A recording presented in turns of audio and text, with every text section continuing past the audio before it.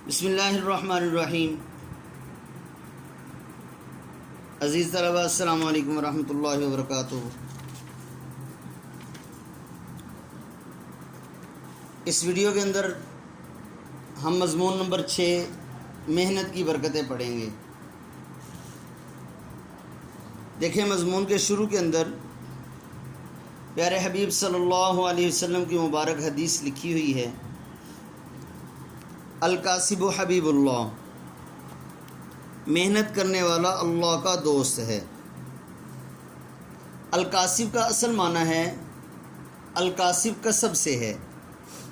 کسب کہتے ہیں ہاتھ سے کمانے کو، تو الکاسب ہاتھ سے کمائی کرنے والا۔ اور ہاتھ سے کمائی کرنے والا کون ہے؟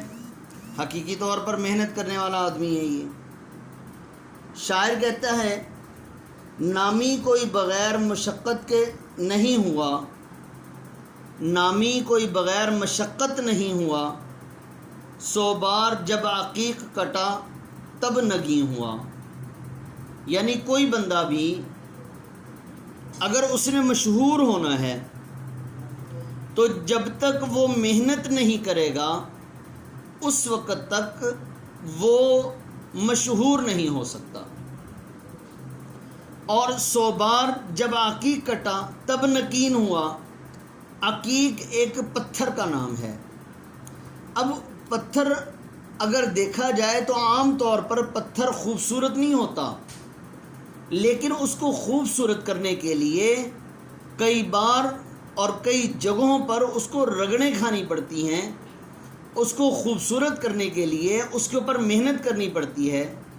اب یہاں پر 2 چیزوں کی محنت درکار ہے، ایک یہ کہ پتھر کی برداشت، دوسرا انسان کی محنت۔ انسان محنت کر رہا ہے، پتھر جو ہے وہ محنت برداشت کر رہا ہے، رگڑیں برداشت کر رہا ہے۔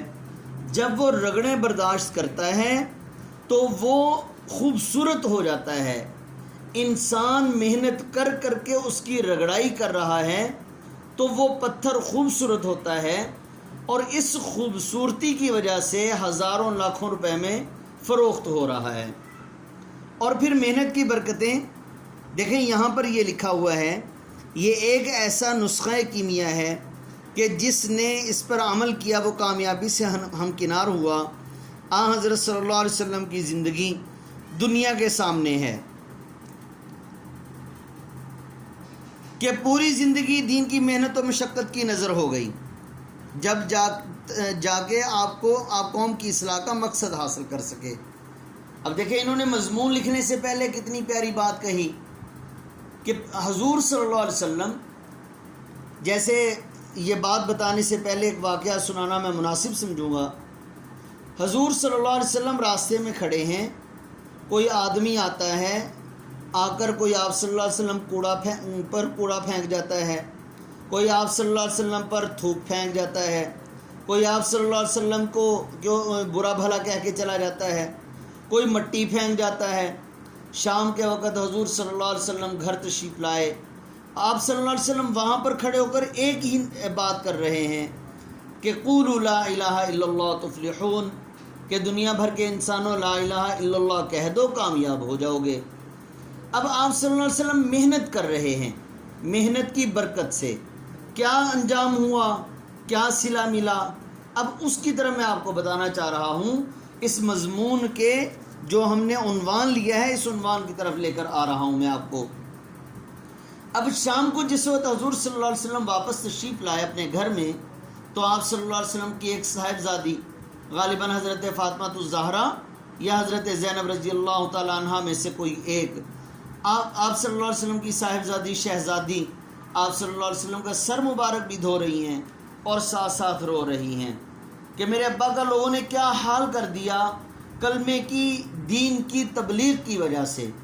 تو پیارے حبیب صلی اللہ علیہ وسلم بھی رو رہے ہیں، اور آپ صلی اللہ علیہ وسلم اپنی بیٹی کو تسلی دیتے ہوئے یہ کہتے ہیں، اے بیٹی رو نہیں، قسم ہے اس ذات کی جس کے قبضہ میں مجھ محمد کی جان ہے، تیرے ابا کا لایا ہوا دین ایک نہ ایک دن کچے اور پکے مکان میں پہنچ کے رہے گا۔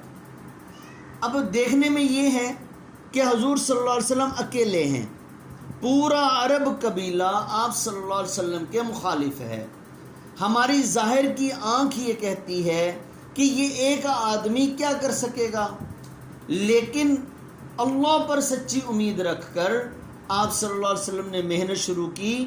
ابتدائی مراحل میں یعنی پہلے دن کے اندر آپ صلی اللہ علیہ وسلم کی اس تبلیغ کی برکت سے 6 لوگ مسلمان ہو گئے. اور پھر آہستہ آہستہ چلتے جس وقت آپ صلی اللہ علیہ وسلم دنیا سے تشریف لے کر جا رہے ہیں، بعض لوگ علماء کہتے ہیں کہ 1,24,000 صحابہ کو چھوڑ کر جا رہے ہیں، اور بعض لوگ یعنی علماء یہ کہتے ہیں 1,44,000 صحابہ کو چھوڑ کر جا رہے ہیں. گویا کہ 1.5 لاکھ کے قریب صحابہ کو چھوڑ کر جا رہے ہیں. یہ کیا تھا؟ یہ محنت تھی. محنت کتنا عرصہ کی؟ صرف 23 سال کا عرصہ. لیکن پھل کیا پایا؟ ہمیشہ کی زندگی میں آرام و سکون. یہ محنت کی برکت سے ہوا. اور پھر جو ہے جیسا کہ مولانا الطاف حسین حالی نے یہ دیکھیں اپنا شعر، اپنی ایک نظم لکھی ہے جس کے اندر انہوں نے کہا ہے: مشقت کی ذلت جنہوں نے اٹھائی، جہاں میں ملی ان کو آخر بڑائی، کسی نے بغیر اس کے ہرگز نہ پائی، فضیلت نہ عزت نہ فرما روائی، نہال اس گلستان سے جتنے بڑے ہیں، ہمیشہ وہ نیچے سے اوپر چڑھے ہیں. جب انسان عمل کے میدان میں محنت کرتا ہے، بلند مرتبہ پا جاتا ہے اور بڑا آدمی بن جاتا ہے. اور جو شخص سستی اور لاپرواہی کا مظاہرہ کرتا ہے، ذلت اس کا مقدر بن جاتی ہے. جیسے ایک اور موقع پر شاعر کہتے ہیں: چلنے والے نکل گئے ہیں، جو ٹھہرے ذرا کچل گئے ہیں. جیسے اس کا امیجن کریں، ہم ذرا تصور کریں، لوگوں کا مجمع بھاگا جا رہا تھا، لیکن بھاگتے جو بھاگتا رہا وہ اس مجمع کی مشقت سے نکلتا چلا گیا، آگے کھلے راستے میں آسانیوں کی طرف چلتا گیا. جو ٹھہر گیا، کسی کا انتظار کرنے لگ گیا یا اپنی کسی ضرورت کی وجہ سے ٹھہر گیا، اس کا کیا نقصان ہوا؟ وہ مجمع سارے کا سارا کہیں سے دھکا لگا، کسی نے کہیں سے کوئی ٹھوکر لگا دی، کہیں سے مکہ لگ گیا، کہیں سے کوئی بازو لگ گیا.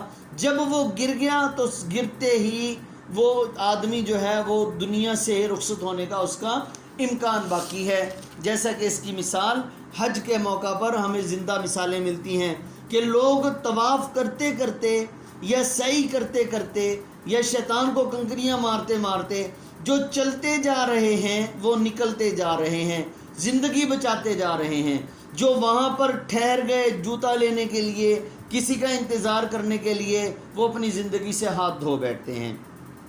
تو اس لیے ہمیں محنت کرنی چاہیے. ایک موقع پر جیسا کہ مثال کے طور پر ہمارے جتنے بھی رہنما ہیں ان کو دیکھا جائے، سر سید احمد خان کو کہا جاتا ہے انہوں نے بڑی محنت کی، مشقت کی. قائد اعظم محمد علی جناح اکیلے آدمی ان کے بارے میں کہا جاتا ہے، انہوں نے اتنی محنت اور مشقت کی کہ ایک آدمی نے ایک نعرہ بلند کیا کہ پاکستان کا مطلب کیا، لا الہ الا اللہ، اور اس نے اس مشن کو لے کر وہ آگے چلا تو پورے کے پورے بر صغیر کے مسلمان اس کی آواز پر لبیک کہتے ہوئے، علماء بالخصوص ساتھ اس کے چلتے ہوئے، تو کیا ہوا اس کا انجام؟ بالآخر پاکستان ہمارا پیارا وطن معرض وجود میں آ گیا. تو ہمیں اپنے اسلاف سے بھی ہمیں یہ چیز ملتی ہے کہ جو محنت کرتا ہے وہ نکل جاتا ہے. انبیاء علیہ السلام بھی محنت کرتے رہے. حضرت داؤد علیہ السلام زرع کا کام کرتے تھے، حضرت نوح علیہ السلام نے کشتی بنائی، اسی طرح حضرت ابراہیم علیہ السلام جو ہے وہ تجارت بھی کیا کرتے تھے اور بکریاں بھی چرایا کرتے تھے. موسیٰ علیہ السلام بکریاں چرایا کرتے تھے. حضرت محمد صلی اللہ علیہ وسلم بکریاں بھی چراتے تھے اور تجارت بھی کرتے تھے. تو یہ تمام کے تمام انبیاء، تمام کے تمام صحابہ، تمام کے تمام ہمارے اسلاف، یہ تمام کے تمام یہ محنت کرتے چلے گئے اور دنیا سے کامیاب ہو کر گئے، اور آخرت کو بھی اپنی آخرت میں بھی اپنی جنت کو اپنا مقدر بناتے گئے. جیسا کہ قرآن پاک کے اندر بھی آتا ہے، لیس للانسان الا ما سعی، انسان کے لیے وہی کچھ ہے جس کی وہ کوشش کرے گا. اس لیے عزیز طلبہ، ہمیں بھی محنت کرنی چاہیے. شاعر جیسا کہ علامہ اقبال کا شعر ہے، آ تجھ کو بتاؤں میں تقدیر امم کیا ہے، شمشیر و سنا اول طاؤس و رباب آخر. اس کا ان شارٹ ہم یہی سمجھیں کہ جب تک ہم محنت نہیں کریں گے اس وقت تک نہ تو ہم ملک کو فتح کر سکتے ہیں، نہ اپنے امتحان میں کامیاب ہو سکتے ہیں، نہ اونچے مراتب پر پہنچ سکتے ہیں، اور نہ ہی ہم اچھی زندگی گزار سکتے ہیں. تو عزیز طلبہ، آج کا یہ مضمون محنت کی برکتیں یا محنت کی عظمت آپ نے یاد کرنا ہے. السلام علیکم ورحمۃ اللہ وبرکاتہ.